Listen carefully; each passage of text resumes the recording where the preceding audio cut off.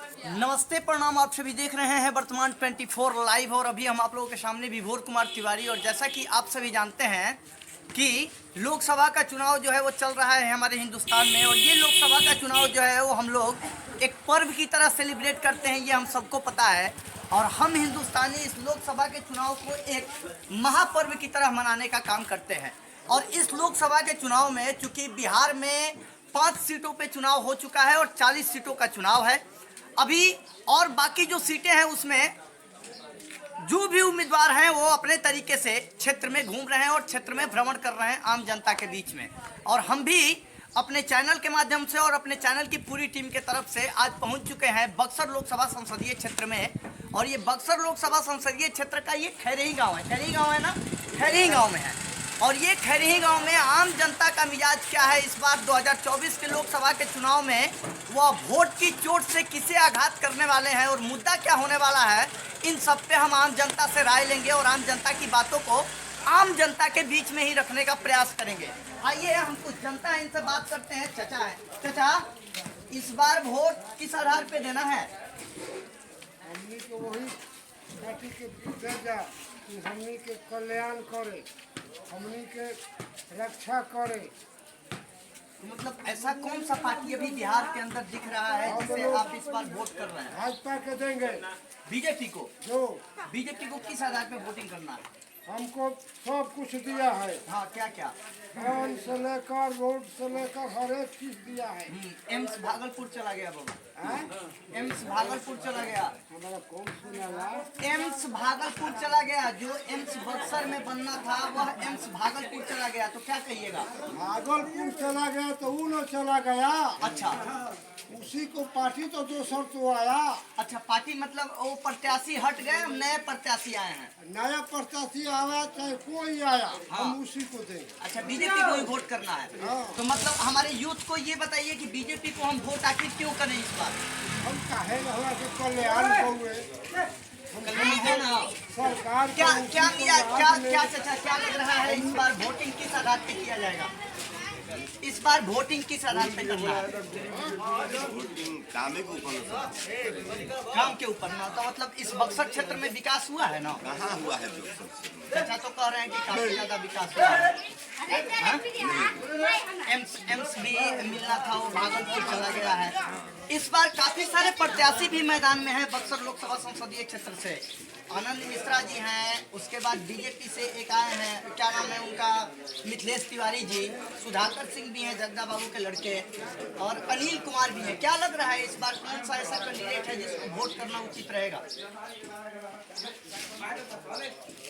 Money के काम मालूम बल क्यों ना के वोट दे बोल जा वो लोग तो चेहरे नहीं जामनी के देखल ले। अच्छा, अभी वो लोग ग्राउंड पे आए ही नहीं है।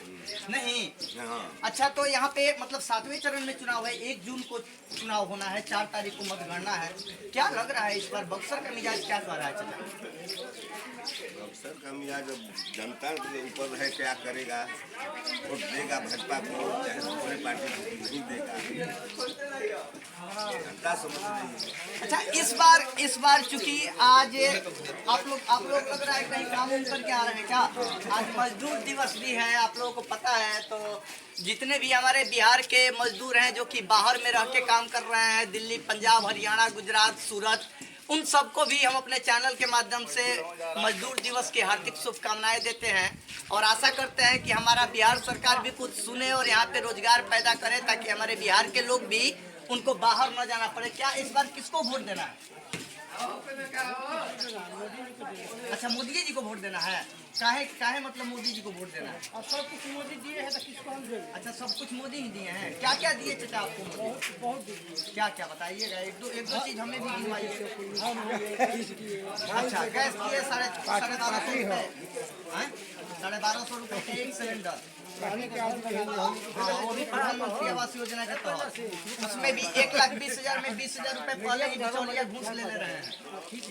तब पर भी ठीक है। हाँ, सही है, बात कह रहे हैं, तो पर भी सही है। ये स्थिति है, चूंकि कंडीशन यह है कि अभी भी जनता के बीच में ज़्यादातर उम्मीदवार आए नहीं हैं, जनता के बीच में ज़्यादातर उम्मीदवार घूमे नहीं हैं।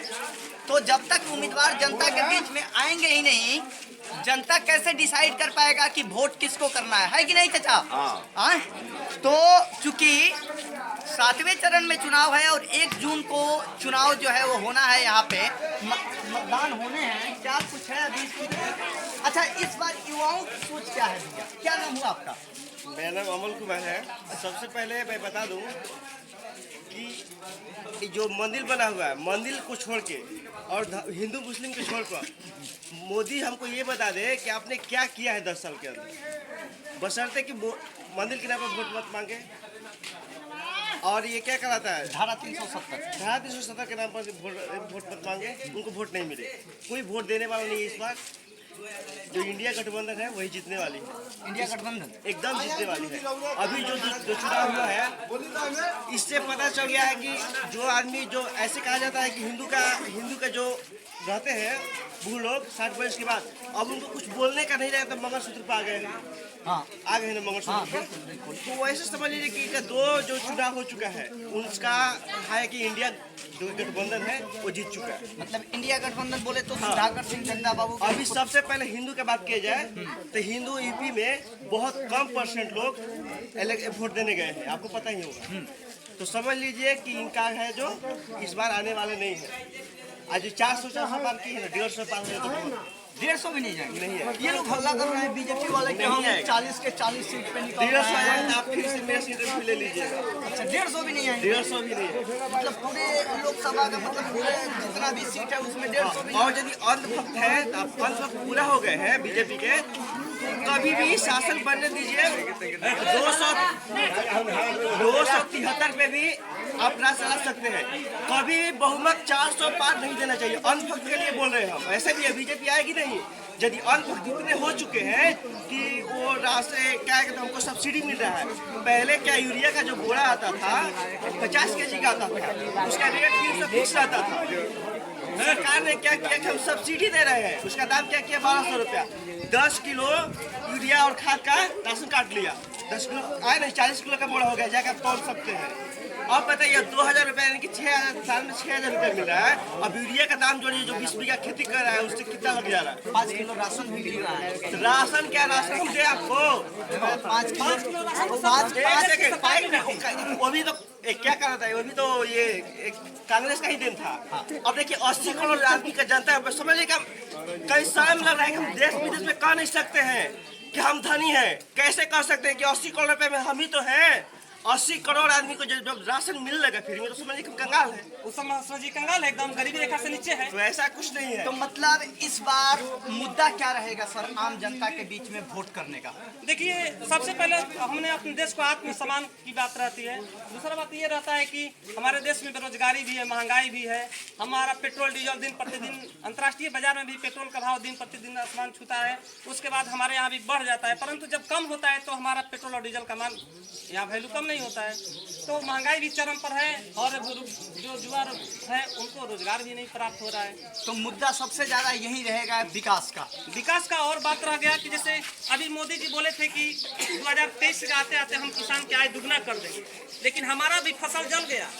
हम जिससे खेत लिए थे वो हमको रसीद नहीं दिए, हमारा खेत का मुआवजा भी नहीं मिला। तो हम कैसे मानेंगे कि अभी तक किसानों की जो आमदनी है वो दुगनी नहीं हुई। मोदी जी बोले थे कि हम 100 स्मार्ट सिटी बनाएंगे, परंतु आज 100 स्मार्ट सिटी भी नहीं बना। मोदी जी बोले थे कि हम बुलेट ट्रेन चलाएंगे, बुलेट ट्रेन भी नहीं चला। नमामि गंगे चलाए, गंगा जी को भी देखते हैं, सब गंगा एकदम गंगा में मल बह रहा है। हम कैसे मानेंगे कि हमारा देश विकसित हो रहा है? राम मंदिर बन गया ना सर? राम मंदिर बन गया तो ठीक है, राम मंदिर अगर उसी के बदले में राम मंदिर के साथ और देश की जनता जो है हॉस्पिटल बनाया गया होता उनके लिए तो और अच्छा होता। बक्सर का हॉस्पिटल तो भागलपुर हाँ चला गया, अश्विनी जी लेकर तो चले गए अपने यहाँ। हमारे यहाँ के जो जनता है त्रस्त है, वो भी बीमारी के लिए दूर दर भटकती रहती है। अभी स्थिति यह है बक्सर की कि अगर कोई इमरजेंसी आ जाए तो उसको जल्दी ही रेफर करना पड़ता है, क्योंकि हॉस्पिटल में वैसी सुविधा उपलब्ध है नहीं है, अच्छी कॉलेज भी नहीं है। अच्छी कॉलेज भी नहीं है।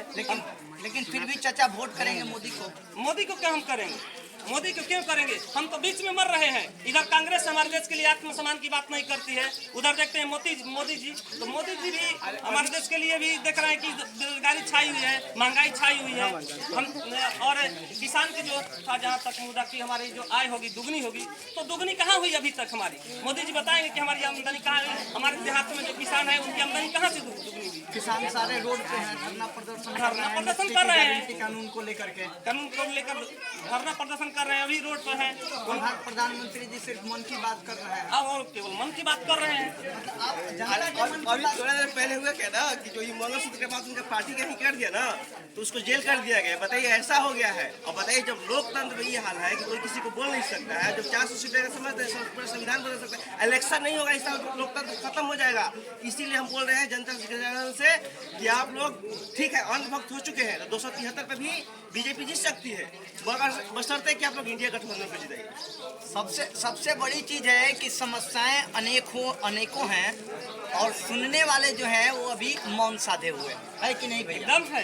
लोकतंत्र में लोगों का कल्याण नहीं हो रहा है। हम लोकतंत्र जो लोकतंत्र बना था वो लोगों के कल्याण के लिए बना था, लेकिन यहाँ पे देख रहे हैं कुछ लोगों को इससे फायदा है, लेकिन हमारी जनता आम जनता है वो तो बिल्कुल त्रस्त है। इनमें आम जनता की कोई कल्याण की बात नहीं कर रहा है। चाहे कांग्रेस शिक्षा को लेकर के बिहार की स्थिति क्या है? कुछ मैंने हद तक ठीक है। अभी के पाठक दिया है वो भी तो चला रहे हैं, सही बात मैंने कर रहे हैं लोगों के लिए। लेकिन थोड़ी सी शिक्षकों की नाराजगी है, उनके पास नाराजगी है, क्योंकि उनके लिए भी थोड़ा कल्याण की बात हो जाता तो अच्छा होता। उनके भी टाइम टेबल 10 बजे से 4 बजे तक होता, तो उन सबका कल्याण होना चाहिए। हम ये नहीं कहते हैं केवल जनता को कल्याण हो और शिक्षा के उनके लिए नहीं, सबके कल्याण की भावना होनी चाहिए। अभी भी बिहार में जिस तरह से गर्मी का सीजन चल रहा है और लू का मौसम है और जिस तरह से आगजनी की घटनाएं जगह जगह हो रही है और किसान जो है जिस तरह से मेरे किसान भाई लोग परेशान हो रहे हैं, क्या यहाँ पे स्थिति वैसी है? फायर ब्रिगेड का भी वैसा कंडीशन है? कंडीशन फायर ब्रिगेड की गाड़ियाँ भी नहीं। हमारे यहाँ आग लग गया था, हमारा भी गेहूँ जल गया मैंने, और उसका मुआवजा भी नहीं मिला। नहीं, हमारे सरकार से मुआवजा नहीं, क्योंकि हम तो दूसरे को लेकर खेती करते हैं। और हमने उससे जब रसीद मांगा तो बोले कि तमाम तरह के मैंने बोले कि हमारे पास भी परेशानी आई, नहीं दे पाएंगे। और जब गए हम अपने ब्लॉक में तो वहाँ बोला गया कि नहीं, जब तक रसीद नहीं रहेगा तब तक मुआवजा नहीं मिलेगा, तब तक हमारी तो मुआवजा नहीं मिलेगी। हम फिर भी सबूत करके हैं, लेकिन एक बात तो हमें जरूर असंतुष्टि है, क्योंकि मोदी जी बोले थे कि हम किसानों की आय 2023 में दुगना कर देंगे, लेकिन हमारा फसल जल गया, इसको मुआवजा देने वाला तक भी नहीं कोई सामने आया। अभी स्थिति यह है कि चुनाव जो है वो 1 जून को होने हैं और 4 तारीख को जो है वो मतगणना होना है।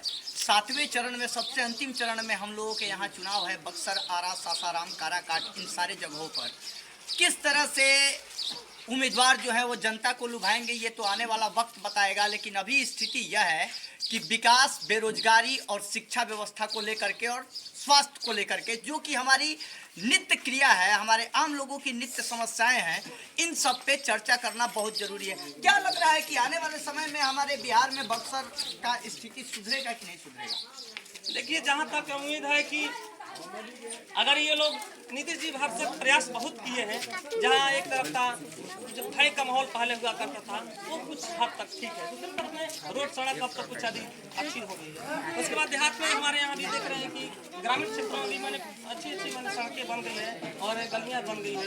और हम उम्मीद करते हैं कि अगर नीतीश जी कुछ और रह जाते तो हमारा बिहार का जो काया पलट है वो और अच्छी तरह। अच्छा, अंत में मेरे जो यूथ हैं जो कि पहली बार वोटिंग करना चाहते हैं, पहली बार वोट देने जा रहे हैं, मेरे चैनल के माध्यम से उनको क्या सजेस्ट करिएगा? हम करेंगे यही कि वो अगर विकास को, समस्या को हल करने के लिए और बेरोजगारी, शिक्षा और उसके बाद किसानों की स्थिति जो भी हल करने का मुद्दा लेकर आते हैं, हम युवाओं से यही अपील करेंगे कि वो उन्हीं को वोट करें और आत्मसम्मान की भावना और साथ ही साथ देश की भावना के, देश के जो विकास की भावना के लिए बात करें। हम युवाओं से अपील करेंगे कि वही जो इस मुद्दे को सुलझाए उनको वोट करने का प्रयास करें। धन्यवाद सर। तो ये वस्तु स्थिति है और हम अभी हैं बक्सर लोकसभा संसदीय क्षेत्र के खैरी गांव में, जहां पे आम जनता से मेरी बात हुई। मुद्दा अनेक हैं, समस्याएं अनेक हैं। अब किस तरह से उम्मीदवार जो है वो अपनी अपनी उम्मीदवारी यहाँ पे सिद्ध करेंगे ये तो आने वाला वक्त बताएगा। तो हम भी इसी तरह से आप लोगों को अप टू डेट देते रहेंगे। धन्यवाद। जय हिंद, जय भारत।